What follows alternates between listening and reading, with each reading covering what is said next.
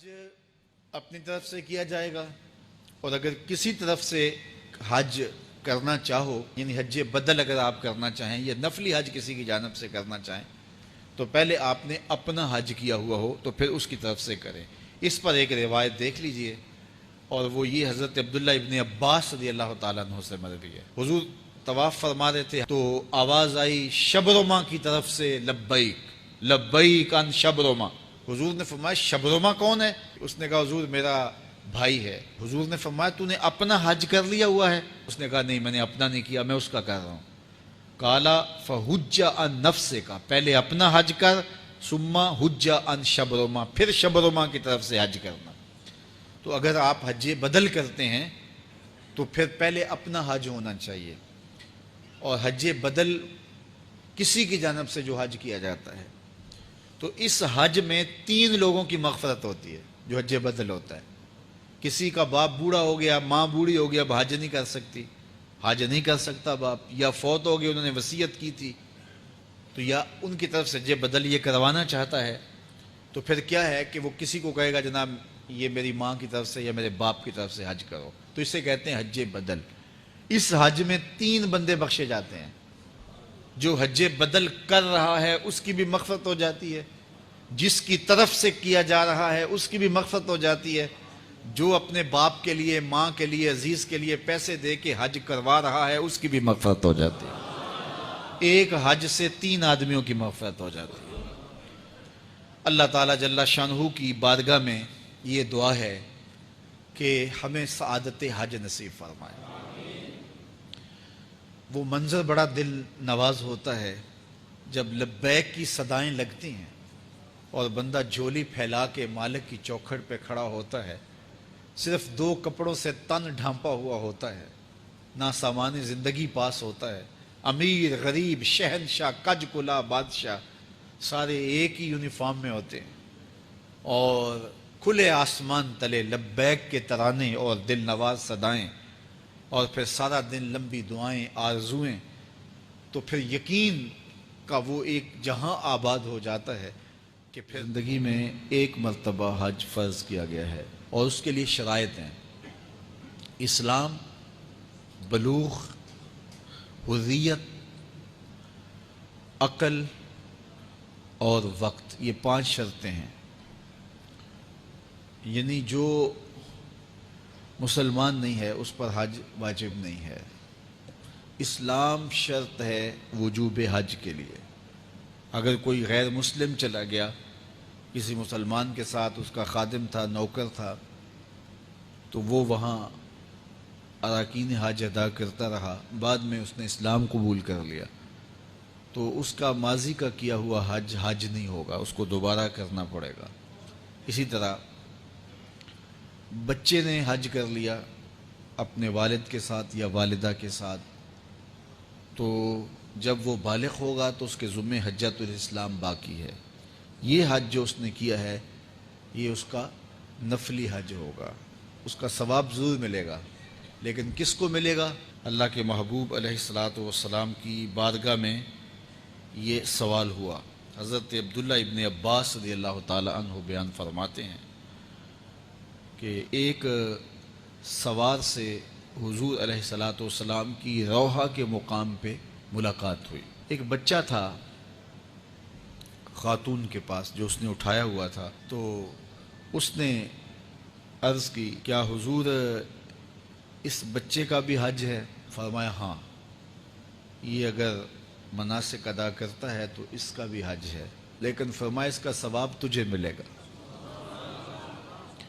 اس سے علماء نے یہ مسئلہ اخذ کیا کہ جو بچے بچپن میں نیکی کرتے ہیں، نماز پڑھتے ہیں، ابھی ان پہ نماز فرض نہیں ہوئی، 7 سال کے، 8 سال کے، 9 سال کے، روزے رکھتے ہیں، روزہ تو بلوغت کے بعد ان پر واجب ہوا ہے، لیکن چھوٹے چھوٹے بچے بھی روزے رکھتے ہیں، سخت پیاس کاٹتے ہیں، گرمی کاٹتے ہیں، روزہ فرض نہیں ہوا لیکن روزہ رکھتے ہیں۔ اسی طرح وہ کچھ صدقہ و خیرات کر دیتے ہیں، یہ قرآن مجید کی تلاوت کرتے ہیں۔ عموماً یہ جو حفظ بچے کر رہے ہوتے ہیں، عموماً یہ نابالغ بچے ہوتے ہیں، چھوٹی عمر کے بچے ہوتے ہیں، تو یہ قرآن مجید کی تلاوت کا ثواب، نمازوں کا ثواب، صدقہ و خیرات کا ثواب، بچپن میں جو بچے روزہ رکھتے ہیں یا بچپن میں کوئی حج کرتا ہے یا عمرہ کرتا ہے، سب کا ثواب والدین کے کھاتے میں لکھا جاتا ہے۔ اور میں کہتا ہوں کہ جو بچوں کی نمازیں ہیں اس میں تو ریاکاری نہیں ہوتی، بچوں کے حج کے اندر تو حاجی بننے کا دکھاوا نہیں ہوتا، بچوں کی خیرات اور صدقے کے اندر کسی کی تحقیر کرنا نہیں ہوتی اور من و اذا نہیں ہوتی، تو پھر بچوں کی نیکیاں والدین کے کھاتوں میں لکھی جائیں تو ہو سکتا ہے کہ یہ نیکیاں بخشش کی ضمانت بن جائیں۔ اس لیے اپنے بچوں کو بہت اقسام کی نیکیاں کرنے کی طرف راغب کرو تاکہ ہمارے نامہ اعمال میں یہ نیکی بھی لکھی جائے۔ کبھی کبھی تہجد کے وقت اٹھا کر کے بچے کو تہجد پڑھاؤ تاکہ تمہارے نامہ اعمال کے اندر خالص تہجد لکھی جائے، کیونکہ اس میں ریا نہیں ہوگی۔ تو بچوں کی گئی نیکیاں والدین کو اس کا ثواب ملتا ہے۔ نابالغ بچہ اگر بلوغت سے قبل حج کرتا ہے یا عمرہ کرتا ہے تو یہ اس کا وجوب ادا نہیں ہوتا، چونکہ واجب ہوا ہی نہیں اس کے اوپر ابھی، تو پھر وجوب اترے گا کیسے؟ تو جب وہ بالغ ہو جائے گا تو حجۃ الاسلام اس کے ذمہ باقی ہے۔ آقا کریم نے تحریص دلاتے ہوئے، ترغیب دیتے ہوئے فرمایا کہ اللہ کے اس بابرکت گھر سے نفع حاصل کر لو، اس بیت اللہ پر اترتی ہوئی برکتیں اپنے دامن میں سمیٹ لو۔ 120 رحمتیں کعبۃ اللہ پہ ہر وقت اترتی ہیں، 120 رحمتیں ہر وقت اترتی ہیں، 60 رحمتیں طواف کرنے والوں کو نصیب ہوتی ہیں، اور 40 رحمتیں نماز پڑھنے والوں کو نصیب ہوتی ہیں، اور 20 رحمتیں صرف دیدار کرنے والوں کو نصیب ہوتی ہیں جو کعبۃ اللہ کو دیکھ رہے ہوتے ہیں۔ اللہ اکبر! کعبۃ اللہ کی طرف دیکھنا بھی عبادت ہے۔ تو اللہ آپ کو مجھے بار بار حج اور عمرے کی سعادت نصیب فرمائے۔ ام المومنین سیدہ عائشہ رضی اللہ تعالیٰ عنہ فرماتی ہیں کہ میں نے رسول خدا صلی اللہ علیہ وآلہ وسلم سے اجازت طلب کی کہ یا رسول اللہ مجھے جہاد پہ جانے کی اجازت دے دیجئے، چونکہ جب جہاد پہ لوگ جاتے تو پھر ایک ماحول ہوتا نا۔ ہمارے ہاں بھی جب جنگ کا طبل بجتا ہے یا سرحدوں پہ کشیدگی ہوتی ہے یا 6 ستمبر کو جنگی مشقیں ہوتی ہیں تو پھر چھوٹے چھوٹے بچوں کے دل میں بھی جذبے ولولے پیدا ہوتے ہیں کہ ہم بھی جو ہیں وہ پاکستان آرمی میں جائیں اور جا کے ہم لڑائی کریں، دشمن کے خلاف کھڑے ہوں۔ جب ترانے بجتے ہیں تو جذبوں کا جہاں سینوں میں آباد ہوتا ہے۔ تو یہ تو آج کے دور میں بھی ہے۔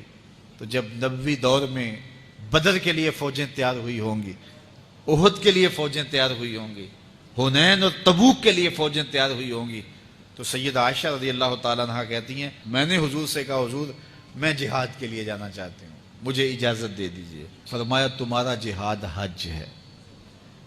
اور ایک روایت میں ہے بڑی عمر کے شخص، کمزور شخص اور عورت، ان کا جہاد حج اور عمرہ ہے۔ تو حج اور عمرہ عورتوں کا جہاد ہے، حج اور عمرہ کمزوروں کا جہاد ہے، حج اور عمرہ بیماروں کا جہاد ہے، ضعیفوں کا اور خواتین کا جہاد ہے۔ تو یہ وہ جہاد ہے جس میں کوئی کانٹا بھی نہیں چبھتا اور کوئی تکلیف بھی نہیں ہوتی اور جہاد بھی ہوتا ہے۔ ویسے تو زندگی میں حج ایک مرتبہ فرض ہے، ایک مرتبہ واجب ہوتا ہے، اگر ادا کر لیا تو وجوب اتر گیا۔ لیکن اگر آپ